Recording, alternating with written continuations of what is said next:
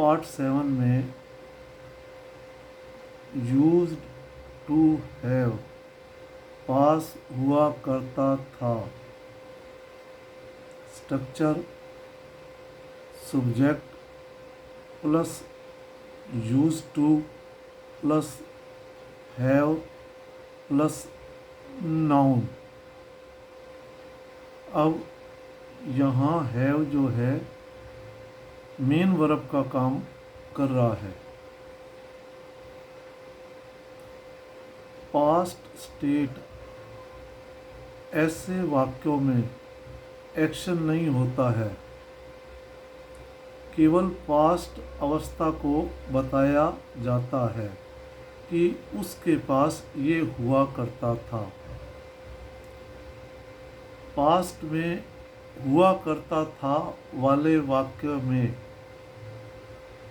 जब पास्ट की पोजेशन मतलब पास हुआ करता था की अवस्था को बताना हो तो यूज टू हैव का प्रयोग किया जाता है। जब स्टेट ऑफ बीइंग हुआ करता था, जैसे राहुल एक शिक्षक हुआ करता था, की अवस्था को बताना हो तो तब यूज टू बी का प्रयोग किया जाता है। ऐसे वाक्यों में वुड का प्रयोग नहीं होगा, ये आप गांठ बांध लें।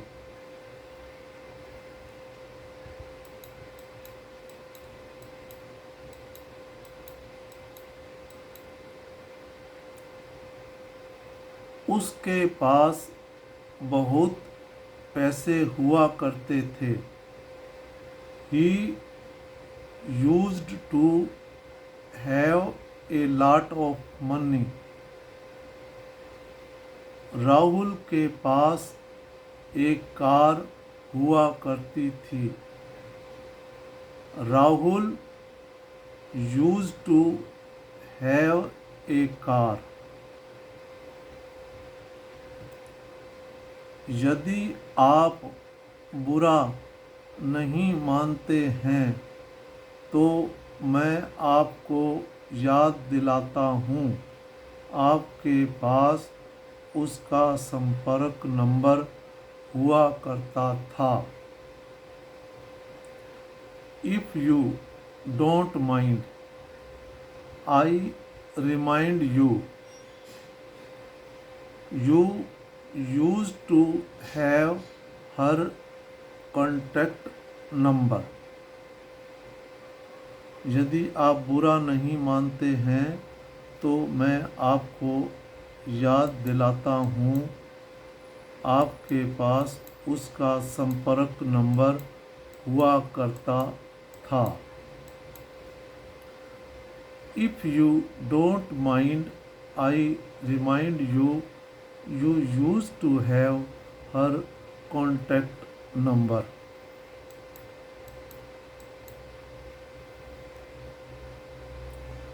लोग कहते हैं कि मेरे दादा के पास कई कारें हुआ करती थी। ये पास्ट की बात हो रही है, वर्तमान की नहीं। उनके पास कारें हुआ करती थी।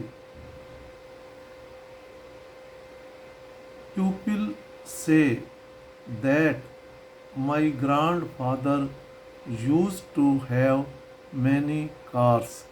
मतलब पास्ट में उनके पास बहुत सी कारें हुआ करती थीं। जब मैं बच्चा था तो मेरे पास एक तेज स्मृति हुआ करती थी।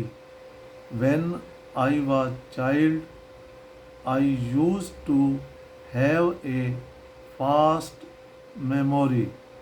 जब मैं बच्चा था तो मेरे पास एक तेज स्मृति हुआ करती थी। ये सब पास्ट के बारे में जिक्र किया जा रहा है। बहुत सारे दोस्त हुआ करते थे। कुछ दोस्त इकट्ठे हुए होंगे तो वो कहने लगे कि कुछ कम हो गए, इधर उधर चले गए। पास्ट की भूतपूर्व बात थी, अतीत काल की बात थी, जब वो स्कूल में पढ़ा करते थे।